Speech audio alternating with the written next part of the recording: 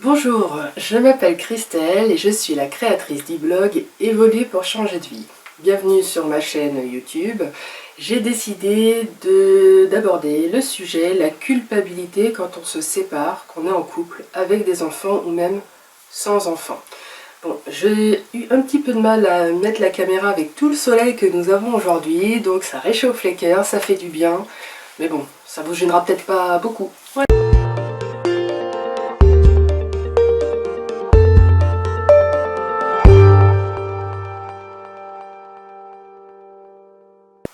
Déjà, qu'est-ce la culpabilité?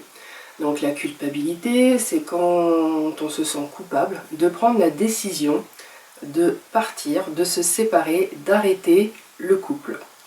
Donc c'est une décision qui est très difficile à prendre. Et ensuite, c'est une décision qu'il faut mettre en œuvre. Donc se séparer, et c'est très difficile de se séparer. Pourquoi? Parce qu'on se sent coupable. On se dit qu'on va faire du mal à l'autre personne, aussi à nos enfants, qu'on va casser la vie familiale. Mais en fait, si on prend cette décision, c'est parce qu'on n'en peut plus. On n'en peut plus de cette vie. On souhaite vivre une autre vie. On se dit quelque part, il y a autre chose qui nous attend. On veut découvrir le monde. On sent qu'on a des ailes là, qui vont pousser dans le dos et elles ne demandent qu'à battre. Et en fait, c'est le prix à payer, c'est de se séparer. Alors vous vous séparez, vous vous sentez en colère, triste, vous avez de la haine, hein, parce que c'est vous qui avez pris cette décision. Et en fait, c'est ça la culpabilité. C'est de se dire, les autres vont être malheureux par ma faute. Je suis coupable de leur tristesse, de leur malheur. Alors là, je vous arrête. Je vous arrête tout de suite. Oui, c'est vrai. Oui, les autres seront coupables, enfin, seront malheureux, mais ils sont aussi coupables de cette vie de famille avec vous. Je ne parle pas des enfants, je parle surtout du conjoint. Donc, un couple, c'est 50-50. Si vous vous sentez pas bien dans votre couple, eh ben, c'est comme ça. Vous vous sentez pas bien, il faut arrêter. Effectivement, les enfants n'ont rien demandé.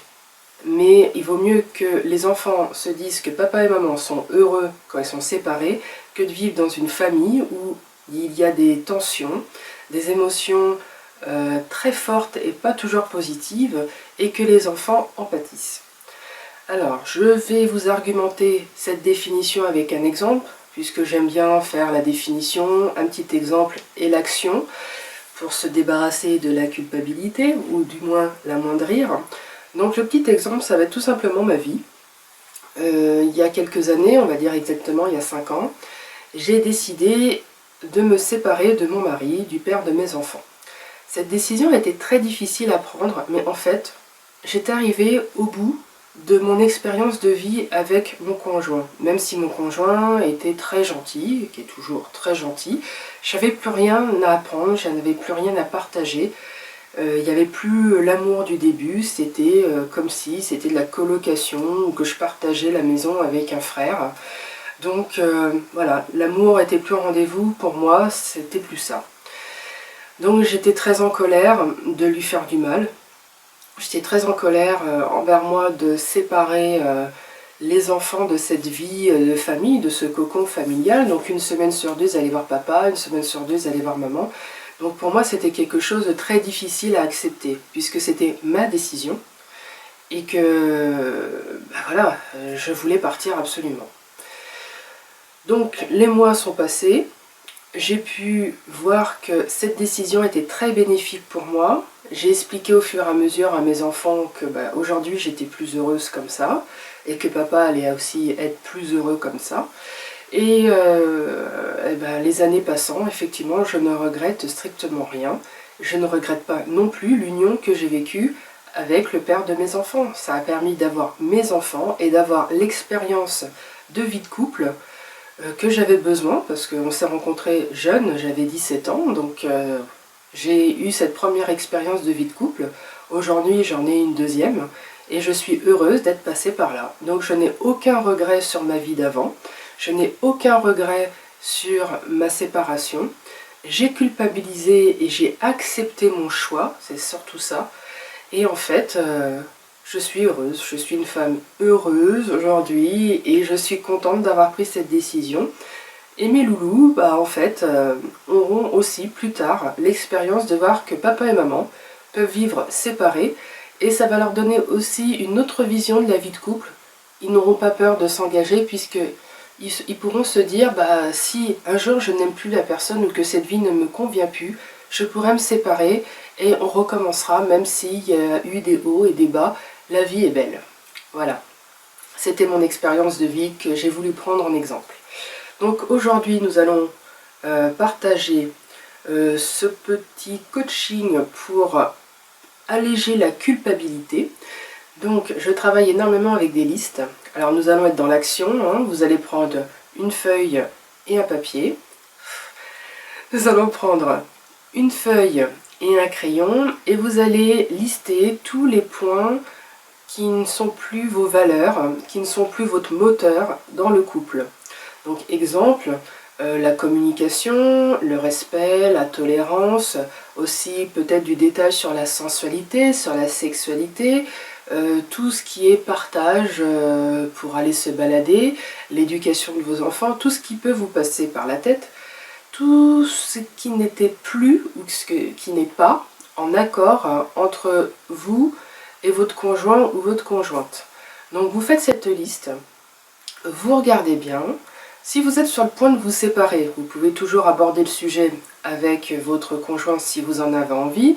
Si ça a déjà été fait, donc vous savez qu'il n'y aura pas de changement possible puisque le changement vient de vous, à l'intérieur de nous.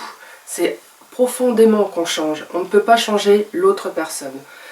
Donc si votre choix est déjà fait, et que vous culpabilisez, que vous êtes en colère après vous, vous faites cette liste. Et ça va vous permettre de mettre vraiment noir sur blanc les choses qui ne peuvent pas changer dans votre couple. Et donc vous n'êtes plus en adéquation avec toutes ces choses. Et pour vous, la seule solution, c'est de vous séparer. La meilleure des solutions, c'est de devenir les amis pour garder des bons rapports, pour échanger sur la scolarité de vos enfants, sur la vie de vos enfants. Donc voilà, mais il ne faut pas culpabiliser non plus dans le sens de se sacrifier. Quand vous allez partir, vous allez mettre au clair tous les, on va dire, les termes du contrat, le contrat, on va dire, séparation, au niveau de la garde des enfants, si vous avez des enfants, et aussi au niveau du partage des biens. Ne compensez pas le fait de culpabiliser en donnant tout à l'autre personne. Parce qu'une fois que vous ne seriez plus dans la culpabilité, que vous allez vivre une vie sereine, zen avec une autre personne, ces engagements que vous avez faits avec votre futur ex-conjoint ou ex-conjoint, vous n'allez plus pouvoir revenir dessus puisque c'est validé. Et là, vous allez vous en vouloir. Et si vous vous en voulez, vous allez aussi en vouloir à l'autre personne. Donc, préparez bien le terrain, réfléchissez à ça, soyez équitable, juste envers vous et envers votre conjoint ou conjointe. Déjà, par amour pour vous, par respect de soi, et aussi pour votre future vie, votre future liberté. Voilà, c'est tout ce que je peux vous dire.